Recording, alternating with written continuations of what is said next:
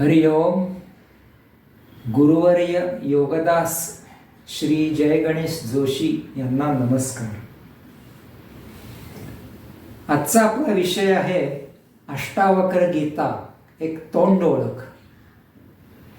अष्टावक्र गीता हा आपला एक प्राचीन आध्यात्मिक ग्रंथांमधला एक महत्त्वाचा ग्रंथ आहे. याला एक विशेष स्थान आहे. राजा जनक आणि अष्टावक्र मुनी या दोघांमधला हा संवाद आहे.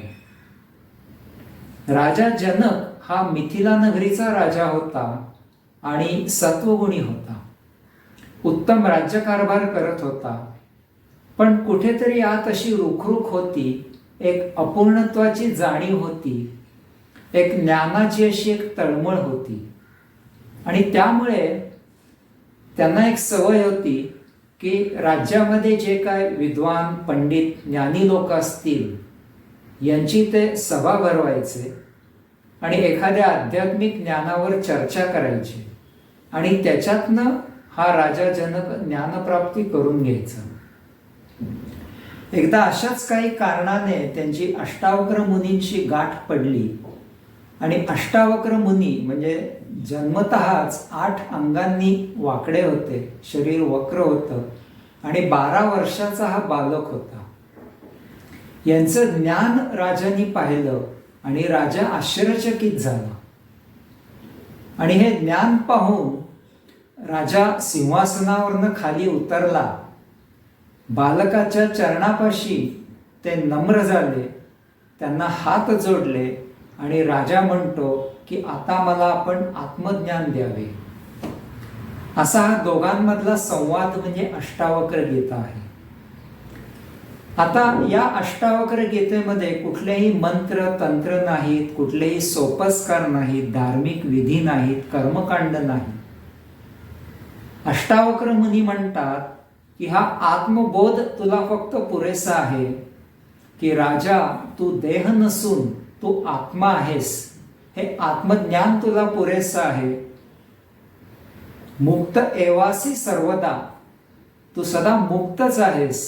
तुला उगाचच वाटतं की मी काहीतरी बंधनात अडकलो आहे, मला काहीतरी करायला पाहिजे, मला मुक्ती पाहिजे, पण त्याची जरुरी नाही. ते म्हणतात फक्त हा आत्मबोध तुला पुरेसा आहे.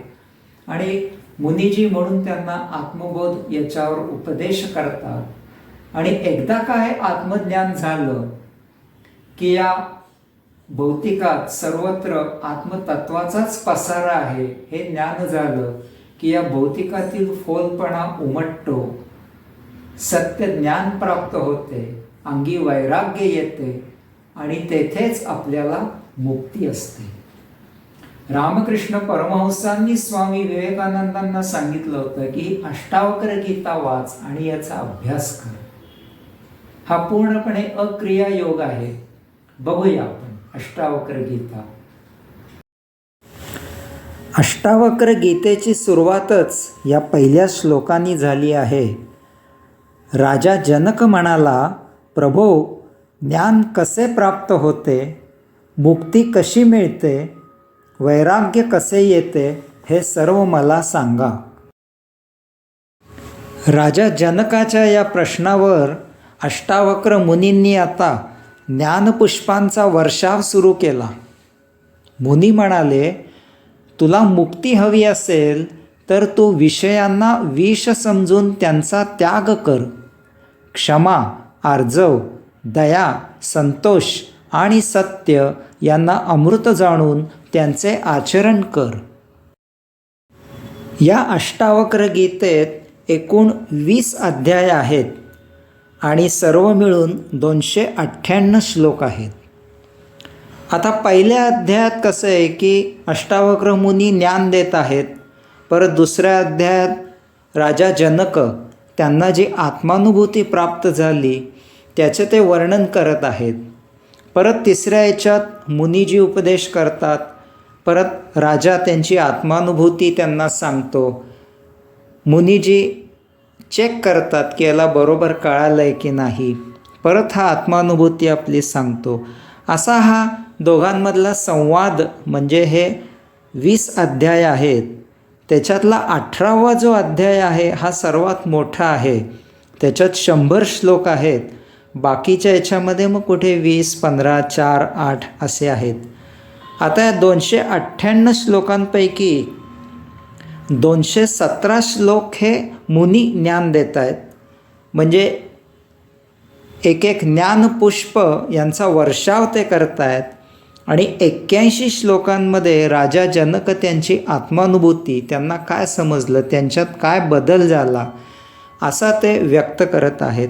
असा हा गुरुशिष्य संवाद म्हणजे ही अष्टावक्र गीता आहे.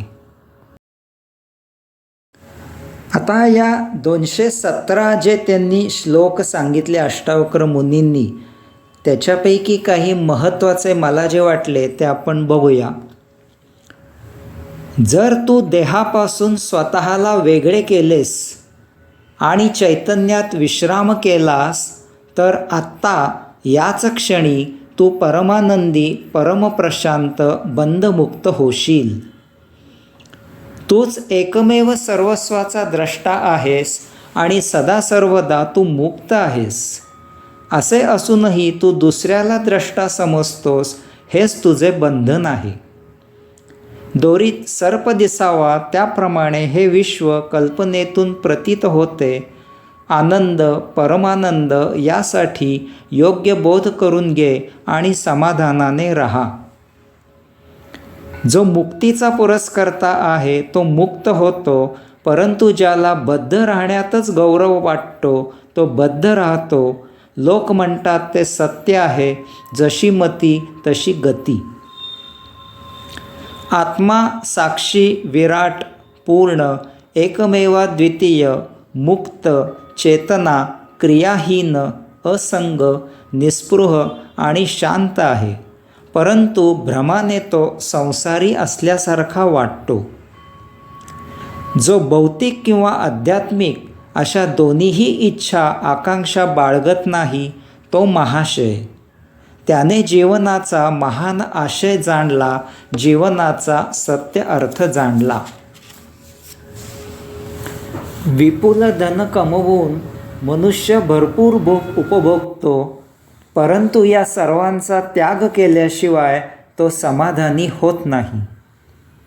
येथे सर्व काही त्या एकमेवाद्वितीय आत्मतत्वाचाच पसारा आहे असे निश्चयपूर्वक ज्ञान झाल्यावर प्रशांत झालेल्या योग्याच्या मी हे आहे, मी हे नाही अशा कल्पना निष्प्रभ होतात. धीरवीर प्रवृत्ती किंवा निवृत्ती किंवा अशा प्रकारे कशासाठीही आग्रही नसतो. ज्यावेळी जसे करावे तसे तो करतो आणि समाधानात जीवन जगतो. तुझ्यात विश्व व्याप्त आहे. विश्व तुझीच अभिव्यक्ती आहे. तू परमचैतन्य स्वरूप आहेस. यास्तव स्वतःला क्षुद्र समजून मन संकुचित करू नकोस. अष्टावक्र मुनींच्या नुसत्या उपदेशाने साक्षात्कारित झालेला राजा जनक आता आपली आत्मानुभूती व्यक्त करत आहे. त्याला आत्मफळ मिळालेले आहे. राजा जनक म्हणतो, मी निर्दोष आहे, शांत आहे, बोध आहे, प्रकृतीहून भिन्न आहे. विस्मयकारकपणे मी आत्तापर्यंतचा दीर्घकाळ मोहाने पछाडलेले होतो.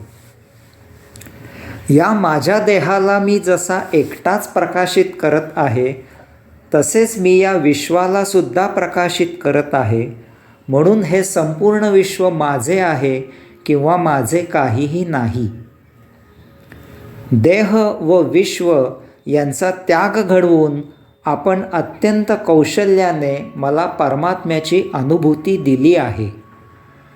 आत्मज्ञान नसल्यामुळे हे विश्व आहे असे वाटते, परंतु आत्म्याचे ज्ञान झाल्यावर ते तसे वाटत नाही.